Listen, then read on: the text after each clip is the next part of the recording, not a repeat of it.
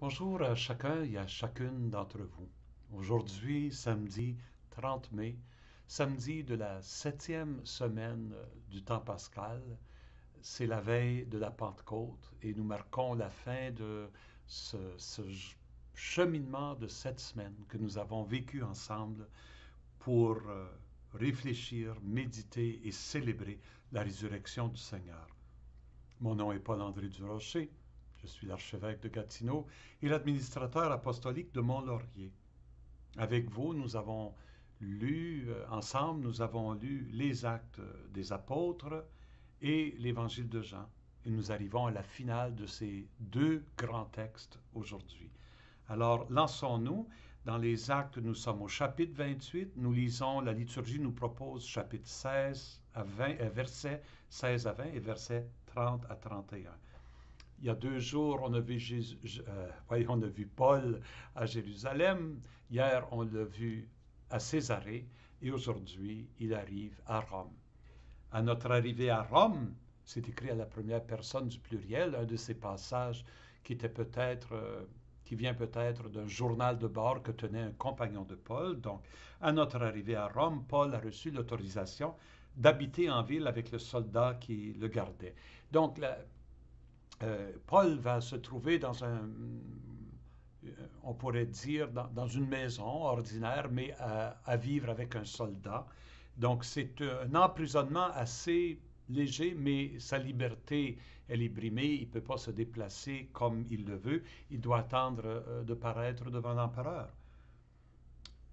3 jours après son arrivée, il fit appeler les notables des Juifs. Et quand ils arrivèrent, il leur dit pourquoi il veut rencontrer les chefs des Juifs. On va regarder. Frères, moi qui n'ai rien contre notre peuple et les coutumes reçues de nos pères, je suis prisonnier depuis Jérusalem, où j'ai été livré aux mains des Romains. Après m'avoir interrogé, ceux-ci voulaient me relâcher, puisque dans mon cas, il n'y a aucun motif de condamnation à mort. Mais devant l'opposition des Juifs, j'étais obligé de faire appel à l'empereur, sans vouloir pour autant accuser ma nation. Donc, il leur explique en quelques mots de sa situation. Il souligne le fait qu'il n'a rien fait de mal contre les Juifs. C'est son peuple, c'est sa religion. Il n'a rien fait contre. Et au contraire, il a respecté les Juifs tout le temps. Mais c'est eux qui lui en veulent.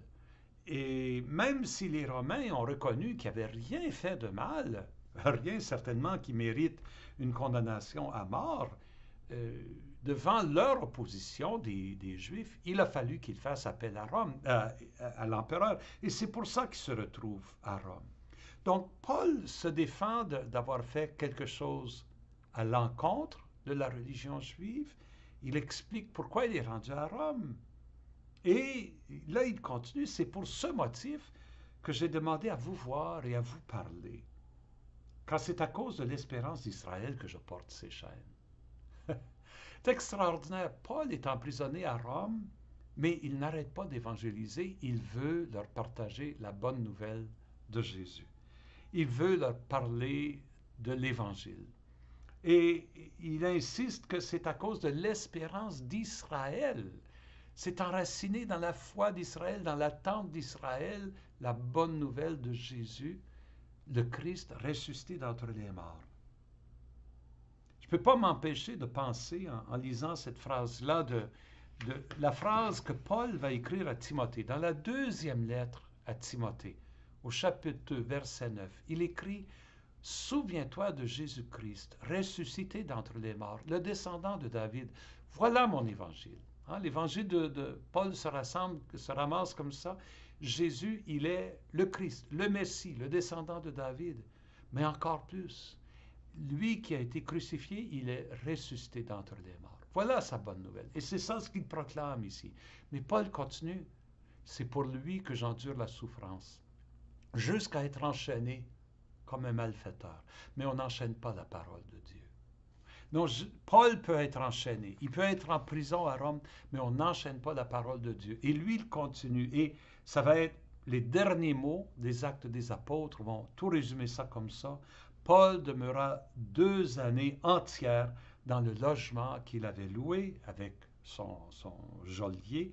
Il accueillait tous ceux qui venaient chez lui. Il y a un manuscrit qui ajoute et les Juifs et les Grecs, donc tous ceux qui viennent chez lui.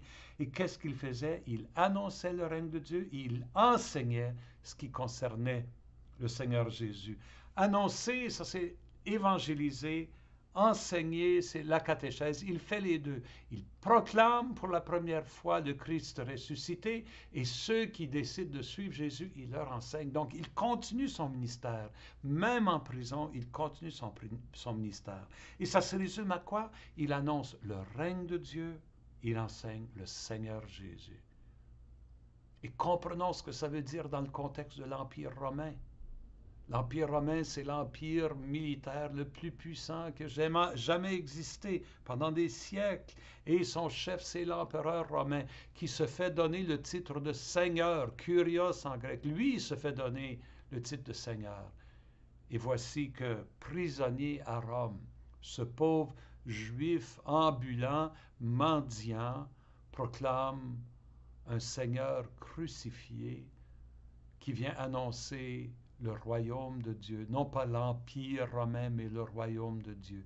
Quel message subversif!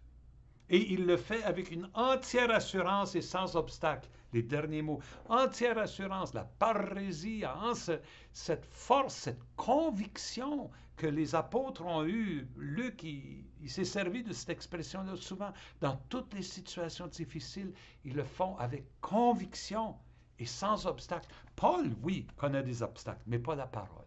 La parole, elle continue. Et la preuve, c'est qu'elle s'est rendue jusqu'à nous.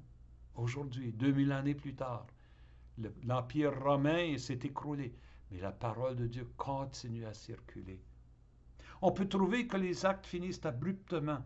On pourrait désirer que Luc ait continué pour nous raconter, mais qu'est-ce qui est arrivé finalement quand tu es allé devant l'empereur romain? Tu n'aurais pas pu continuer l'histoire, Luc.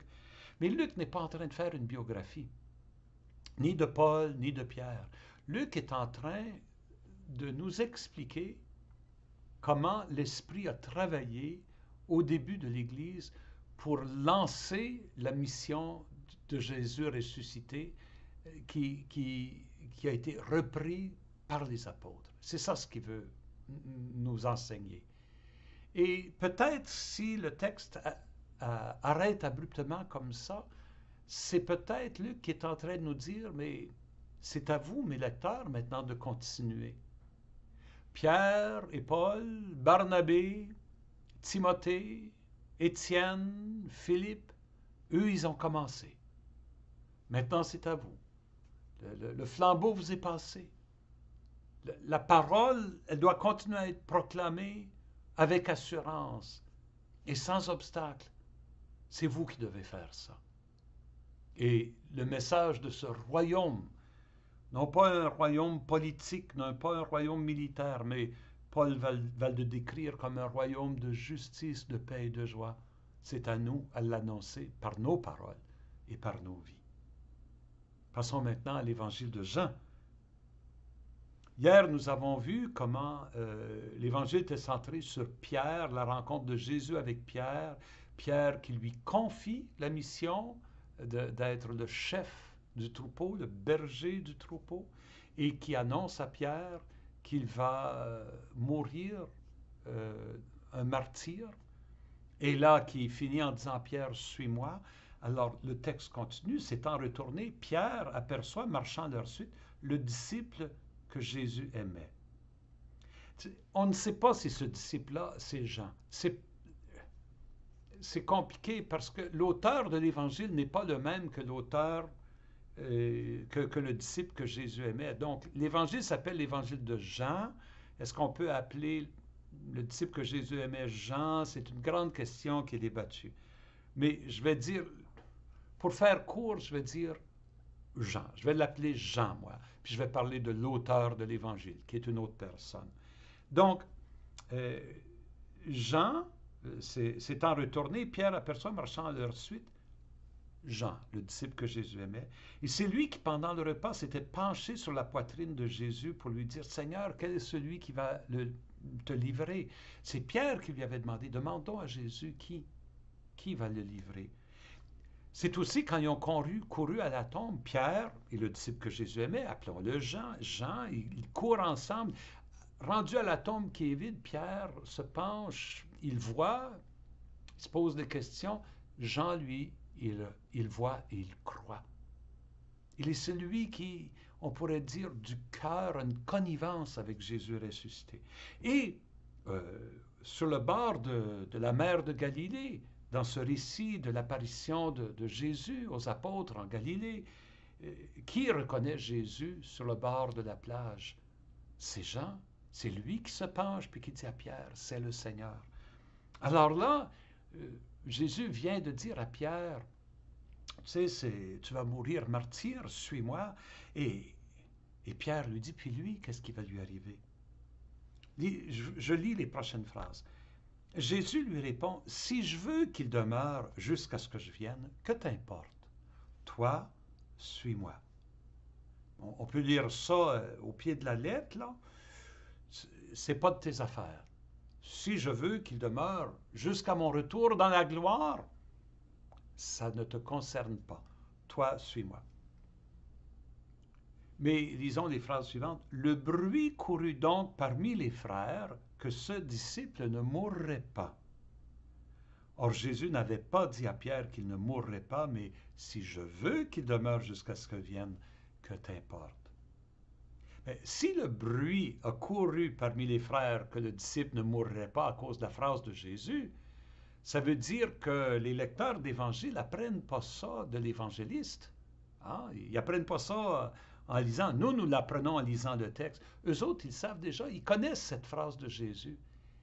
Et très probablement qu'ils sont dans une grande peine parce qu'il est mort. Jean, qui avait fondé leur communauté, qui avait été le témoin privilégié, il est mort. Et il est parti. Et eux, les disciples, s'attendaient qu'il reste jusqu'à ce que Jésus revienne. Ils se sont trompés. L'auteur dit, vous vous êtes trompés. Vous n'avez pas compris ce que Jésus voulait dire. Mais regardons ce qu'il ajoute. Les dernières phrases. L'auteur, il écrit à propos de Jean. Il écrit à propos du disciple que Jésus aimait. C'est ce disciple qui témoigne de ces choses et qui les a écrites. Vous allez dire, ben, tu viens de dire, c'est pas Jean qui les a écrites. Jean a écrit et l'auteur de l'Évangile, il a compilé, il a réorganisé, on peut l'appeler le rédacteur final. Mais le témoignage, il vient de Jean. Et ce que l'auteur finit en disant, c'est ce disciple-là qui témoigne de ces choses et qui les a écrites. Et nous savons, lui, le rédacteur, l'auteur final de l'Évangile, la communauté, nous savons que son témoignage est vrai. Et dans un sens, vous voyez, même si lui est parti, son témoignage demeure. Les paroles qu'il a écrites, ça reste.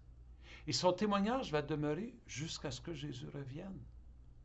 La preuve, nous venons de passer 9 semaines à lire son témoignage, à contempler ce témoignage, à le prier ensemble. Donc, dans un sens, la prophétie de Jésus est restée. Hein? Même s'il est mort, son témoignage demeure jusqu'à ce que Jésus revienne. Et c'est son témoignage maintenant qui nous est donné pour qu'à notre tour, nous devenions témoins. Et là, le rédacteur ajoute un petit mot de son propre chef, à la première personne du singulier. Là, il a parlé au nom de la communauté. Là, il écrit en son nom. Il y a bien d'autres choses que Jésus a faites. S'il fallait les écrire, chacune d'elles, je pense, c'est mon opinion à moi, que le monde entier ne suffirait pas pour contenir les livres que l'on écrirait. Et c'est le mot final de l'Évangile. Mais là encore, il y a comme un message secret là-dedans. Le monde entier ne suffirait pas pour contenir les livres que l'on écrirait. Mais ce n'est pas les livres qui contiennent maintenant la vie, le mystère de Jésus. À part du témoignage de Jean, c'est nous qui sommes les livres vivants, on pourrait dire. C'est nous, chacun des disciples de Jésus est un livre vivant. Il y a quelqu'un qui avait dit une fois, sois attentif à la façon dont tu vis. Tu es peut-être le seul livre de la Bible que les autres vont lire. Ta vie, c'est le livre. C'est le livre sacré qui permet aux autres de découvrir Jésus. Oh, quand on y pense, c'est tout un mandat qui nous est donné. Mais avec la finale de l'Évangile de Jean, avec la finale des Actes des Apôtres, est-ce qu'il y a une plus belle façon que d'aller célébrer la Pentecôte? De nous rappeler encore cette descente de l'Esprit sur les apôtres et qui les envoie proclamer que Jésus est ressuscité? Ce même Esprit, il nous a été donné. Ce même Esprit nous habite. Ce même Esprit fait de nous les livres vivants, les témoins, les apôtres du 21e siècle, là où nous sommes, pour continuer les actes des apôtres et garder vivant le témoignage de Jean. Ensemble, demandons au Seigneur de nous rendre solides dans cette mission qu'il nous donne et je vous souhaite une joyeuse Pentecôte. Je vous bénis de tout mon cœur au nom du Père, du Fils et du Saint-Esprit. Amen.